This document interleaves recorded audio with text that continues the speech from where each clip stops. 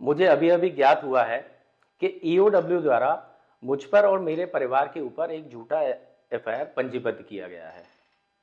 मैं इसके लिए पहले तो विशेष रूप से बिल्कुल दिल से आभारी हूं माननीय मुख्यमंत्री जी का, डॉक्टर मोहन यादव जी का, जिन्होंने ईओडब्ल्यू पर दबाव डाल करके अपना एक ब्लैकमेलिंग का ईओडब्ल्यू को टूल बना रखा है और इस प्रकार के झूठे अपराध पंजीबद्ध करवाते हैं विपक्ष की आवाज को दबाने के लिए।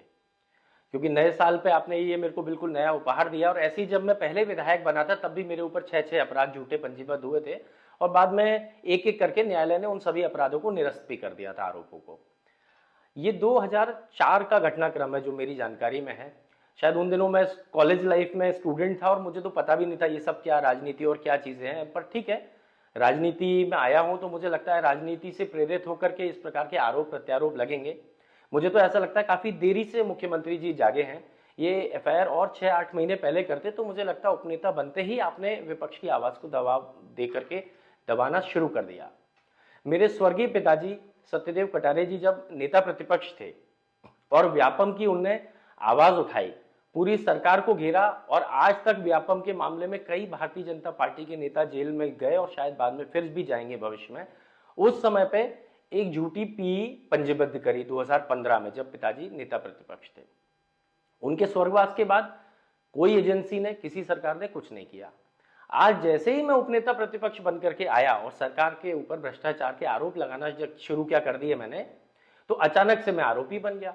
जब हम पद पे नहीं होते हैं तब हम लोग पाक साफ होते हैं मध्य प्रदेश की जनता के बीच में, और जैसे ही हम लोग पद पे आ जाते हैं वैसे ही हमारा पूरा परिवार को भ्रष्टाचारी और झूठी एफआईआर करना शुरू हो जाती है सरकार।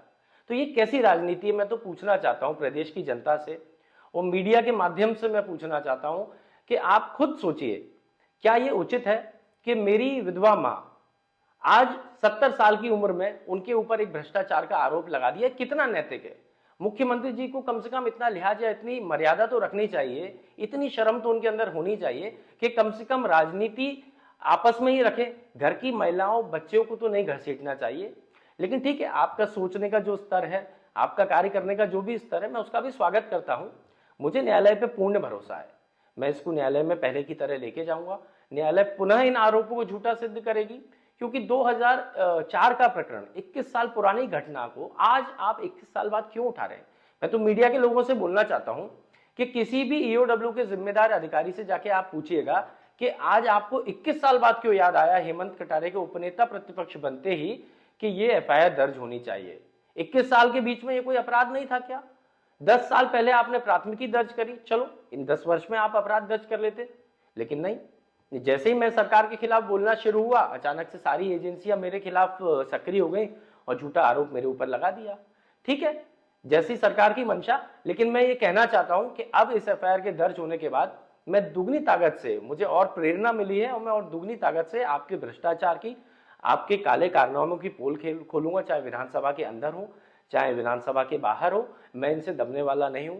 स्वर्गीय सत्यदेव कटारे जी का खून है मेरी रगों में, और अपनी आखिरी सांस तक मैं आपके खिलाफ दमदारी और ईमानदारी से लड़ाई लड़ूंगा। मुख्यमंत्री जी को पुनः धन्यवाद, पूरी भारतीय जनता पार्टी को पुनः धन्यवाद, और आशा करूंगा कि ऐसी कई और झूठी एफआईआर आप मेरे ऊपर दर्ज करते रहेंगे। बहुत बहुत धन्यवाद।